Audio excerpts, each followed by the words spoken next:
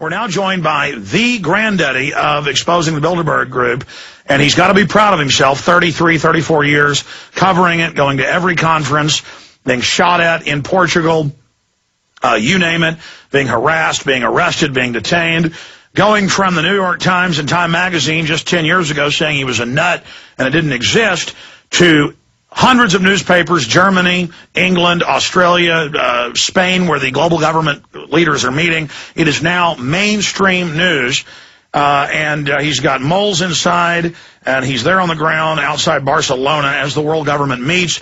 Jim Tucker, good to have you on with us. Oh, always fun. Jim, I know you're busy and exhausted, but just... Hold on just a minute while I reach down and grab my satchel, because I got information you want. Just bear with me a minute.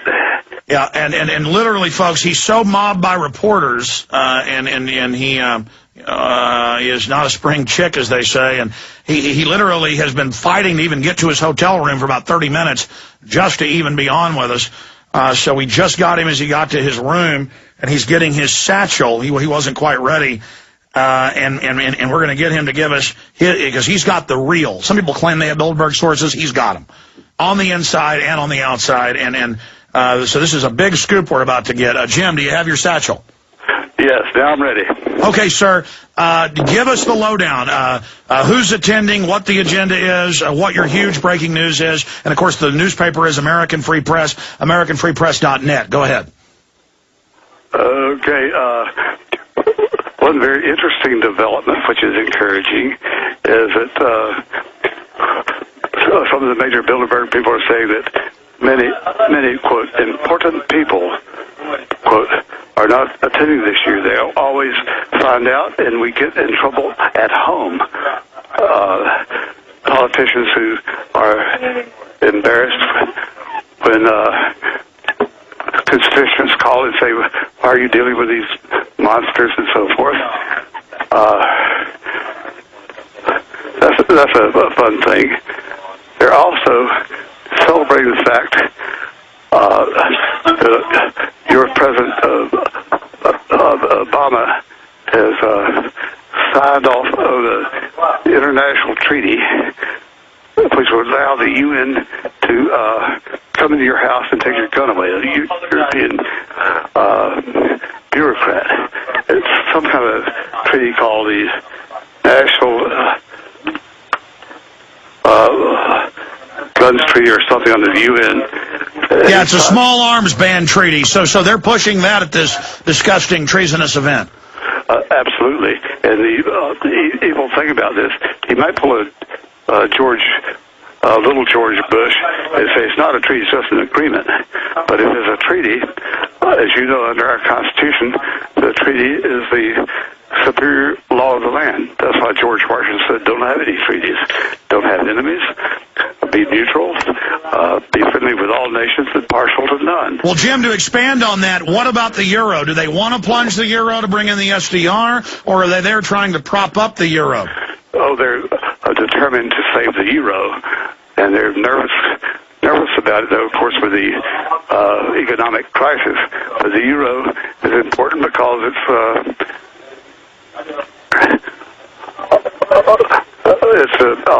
part of their world government program. They're very discouraged, thank goodness. They're very downbeat because they've fallen so far behind. As I said before, in the 1990s, Bilderberg was absolutely confident that we'd have an American Union patterned after the European Union, and the Asian Pacific Union would be well underway. And they've fallen back, they've fallen behind, and they're very discouraged, but they're still persisting on climate change, as futile as that might be. As you know, the real scientists have shown and demonstrated, we're talking about climatologists, experts in the field, who are... yeah, they got caught in climate gate. They know it's a fraud. It's about taking over resources. So you're saying that's a big agenda. What about Bill Gates in attendance? We know he's always pushing eugenics and climate change. The Spanish newspapers are reporting that they caught up with him, trying to basically sneak in, claiming he was in Barcelona for something else, and then he said he's there to push climate taxes. Yes, he is, and he's attended one Bilderberg meeting in the past, and this is his second Bilderberg meeting. Definitely they're going to push the climate change, even though they're so far behind on that, where the scientists letters proving this whole thing is a fraud.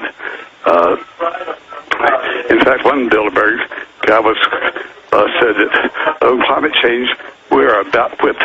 That's quote on climate change. We're about whipped. Incredible. About whipped.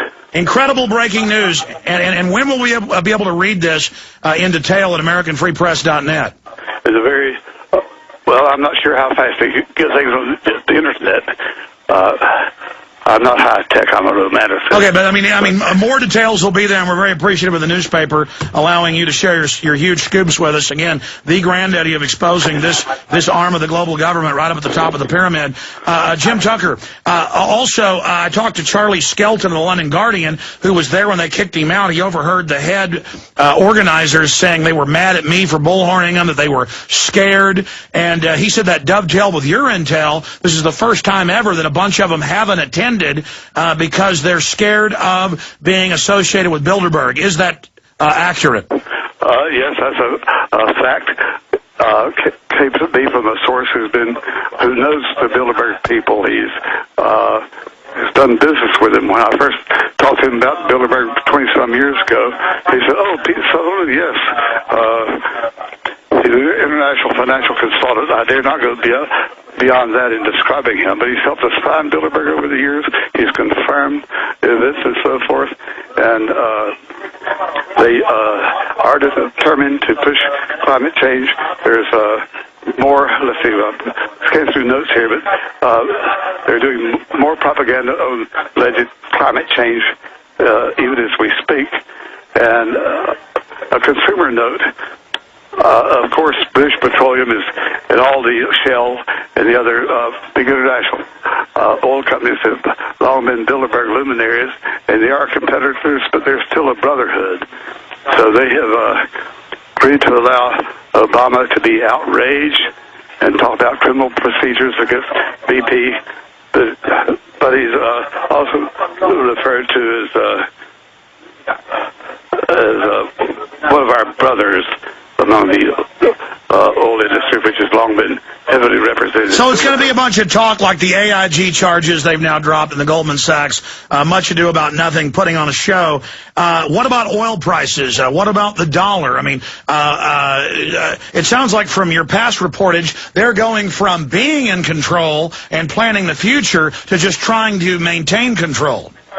They're trying to maintain control. Now, their plan is for the gas prices go down and be nice and cheap this summer.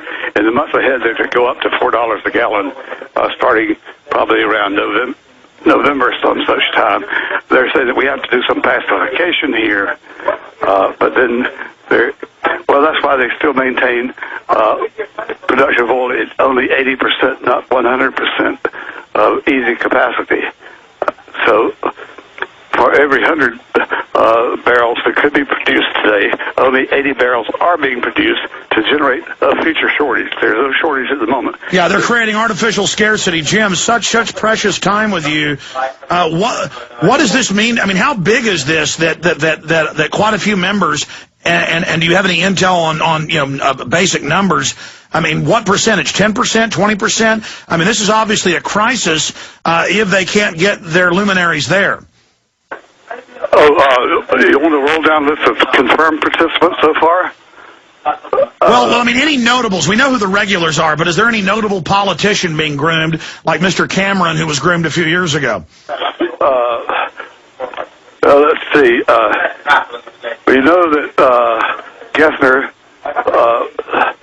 was to be in South Korea for the G20 Friday and Saturday. He may show up on Sunday or Monday, but nevertheless, Larry Summers will be there, now an advisor to your president. Let's see, do you need more names of... No, that's fine. Let me shift gears again. What about Iran? Anything about Iran? Israel's got nuke subs. They're saying they may attack. You've had the attack on the flotilla. The Israel-Iran flotilla. Anything on that? Yes, on the flotilla thing.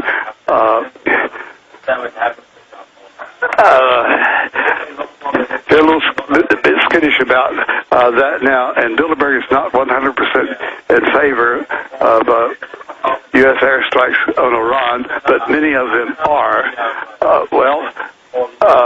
Wars generate money.